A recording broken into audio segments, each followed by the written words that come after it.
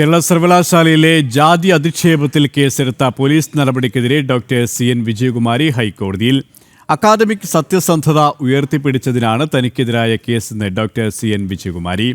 ഹർജിയിൽ ഹൈക്കോടതി സർവകലാശാലയോടും പോലീസിനോടും വിശദീകരണം തേടി. വിശദാംശങ്ങളുമായി രേഷ്മ ബാബു ചേരുകയാണ്. രേഷ്മ, കൂടുതൽ വിവരങ്ങൾ.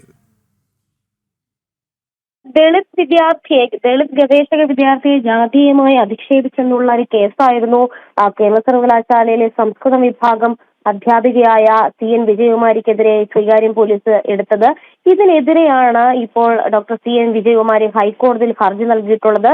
കേസെടുത്ത പോലീസ് നടപടി അത് തെറ്റാണ്, നിയമവിരുദ്ധമാണ്, അക്കാദമിക് സത്യസന്ധത ഉയർത്തിപ്പിടിച്ചുകൊണ്ടാണ് താൻ മുന്നോട്ട് നടപടികൾ സ്വീകരിച്ചത്. അതിനെതിരായിട്ടാണ് ഇപ്പോൾ കേസെടുത്തിരിക്കുന്നതെന്നാണ് CN വിജയകുമാരിയുടെ വാദം.